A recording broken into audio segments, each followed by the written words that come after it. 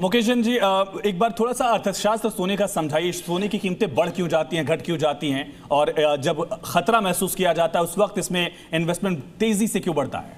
देखिए, सोना एक सेफ हेवन के रूप में माना जाता है शुरू से ले अगर देखा जाए, बट जैसे सर ने बताया कि ये एक मिडल ईस्ट का युद्ध है, तो ये कहीं ना कहीं डॉलर इंडेक्स और आपके ऑयल प्राइस से भी लिंक हो रहा है। क्योंकि कल तक हम देखेंगे तो ऑयल प्राइस बढ़ रहा था, आज सुबह की अगर एमसीएक्स के रेट देखेंगे तो हम देख रहे थे कि ऑयल प्राइस रिड्यूस हो रहा है, उसके साथ साथ सोना थोड़ा थोड़ा बढ़ना चालू हो गया।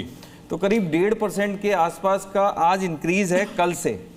तो सोना सेफ हेवन है, रिस्क ऑफ रिस्क ऑन की बात है। बेसिकली थोड़ा सा लगता है कि रिस्क ऑन हो रहा है तो सोने की तरफ भागते हैं, रिस्क ऑफ हो रहा है तो सोने को छोड़ के जो ऑयल है ऑयल की तरफ चले गए। क्योंकि ये अभी इस समय मार्केट बहुत वॉलेटाइल है। आज की डेट में कुछ भी कहना कि सोना क्या रूप लेगा या ऑयल क्या रूप लेगा, लेकिन हाँ फिर भी सोने को एक सेफ हेवन के रूप में सोना है या डोनाल्ड ट्रंप हो गया कि अनप्रेडिक्टेबल हो गया है? सर उसको क्या है कि आप मतलब थोड़े थोड़े ट्रेंचेस में लेंगे तो मुझे लगता नहीं है कि कोई नुकसान होने वाला है। ठीक है आशुतोष सर, इसका ऑयल कनेक्शन लगातार कहा जा रहा है, ऑयल से सीधा कनेक्शन क्या है और ऑयल की कीमतें क्या भी कम होने वाली हैं? स्ट्रेट ऑफ हॉर्मुज को लेकर देखा जाए, जो गल्फ ऑफ एडन वाला रास्ता है, वहां पर भी अगर हूतीज एक्टिव हो जाते हैं तो और दिक्कतें बढ़ेंगी। तो क्या ब्रेंट क्रूड ऑयल की कीमत कम होगी क्योंकि इसका डायरेक्ट रिलेशन सोने से हो गया?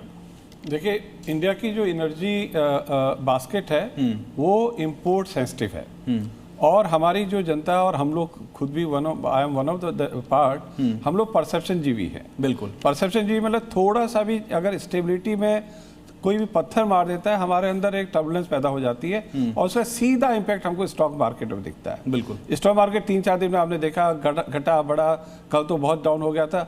आज इंडेक्स इसका करीब 790, सेंसेक्स बढ़ा 268 पॉइंट, करीब करीब निफ्टी बढ़ा है। और इसी की रिलेशनशिप गोल्ड के साथ जो एक्सपर्ट ने हमारे बताई कि जब डॉलर मजबूत होता है तो उस टाइम में गोल्ड पे थोड़ा शांत हो जाता है। और जहाँ तक इसको इन्वेस्टमेंट करने वाली बात है, इसमें हमने 3 लेयर पे बनाया अपना एक investment plan. First layer is called protection layer, जहाँ पर गोल्ड आता है, ये आपकी रक्षा करता है। ठीक है। सेकंड स्टेबिलिटी आती है, जहाँ पर आप इक्विटी करते हैं। थर्ड इज SIP, जो ग्रोथ रिलेटेड है। तो ऐसे करके आपको सोचना चाहिए। और जहाँ तक ऑयल प्राइस का सवाल है, कल भी हम लोग बात कर रहे थे, ये अभी थोड़ा बढ़ेगा अगर काम डाउन नहीं होगा। अगर ऑयल की कीमतें बढ़ती हैं सर, शरद सर, तो क्या गोल्ड की कीमतें भी बढ़ती रहेंगी, मान लिया जाए?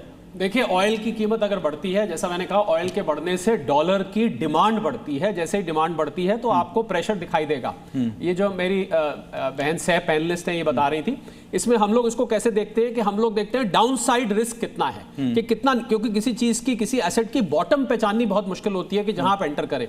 डाउन साइड रिस्क मेरे हिसाब से 5% तक है, अपसाइड अनलिमिटेड है।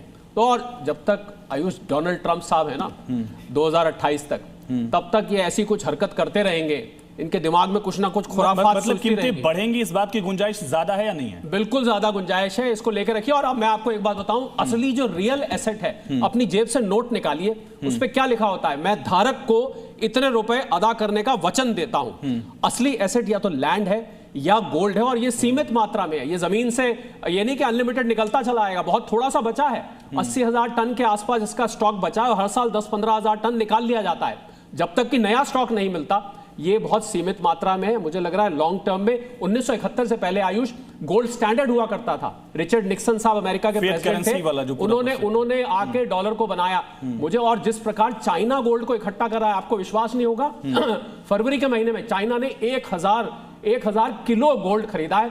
चुपचाप चाइना इसको इकट्ठा कर रहा है। आपको पता है चाइना जो काम करता है चुपचाप करता है। अगर इतने बड़े निवेशक उसमें खरीद रहे हैं तो हम और आप तो क्या चीज है, मुझे लगता है। शरद सर कह रहे हैं कि खुशखबरी है, रूपा मैम कह रही है कि खतरा है। रूपा मैम, खतरा है अभी कब तक के लिए? फिर देखिए, खुशखबरी तो है ही गोल्ड में, ऐसा नहीं है कि गोल्ड में खुशखबरी नहीं है। मैंने भी यही बोला कि इन्वेस्टमेंट के लिए आपको लेवल्स थोड़ा सा देखना है कि हमें इन लेवल्स पे बाइंग करना है या नहीं।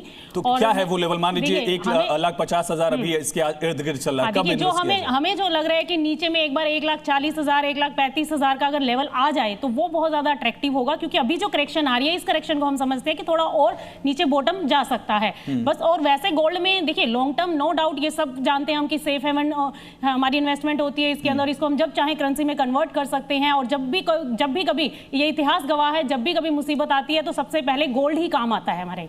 तो इसीलिए गोल्ड में इन्वेस्टमेंट कभी भी कोई नुकसान का सौदा नहीं होती। लेकिन यहाँ पर इन्वेस्टमेंट की बात आ रही है कि हमें किस लेवल पर इन्वेस्टमेंट करना है। अगर हम पीछे हिस्ट्री उठाएंगे तो हमने देखा है कि ईयर ऑन ईयर बेसिस पे गोल्ड ने रिटर्न्स दिए हैं और हमेशा अच्छे रिटर्न्स दिए हैं, और आने वाले टाइम में भी गोल्ड आपको रिटर्न्स अच्छे ही देगा। लेकिन एक थोड़ा सा लेवल है जो बाइंग का, जो आपको देखना है कि अब करेक्शन है तो थोड़ा वेट कीजिए, थोड़ा और नीचे आए मार्केट तो वहां चलिए ठीक है, ये भी समझें कि जिन लोगों ने पहले ही ये इन्वेस्टमेंट कर दिया था उनको क्या करना चाहिए।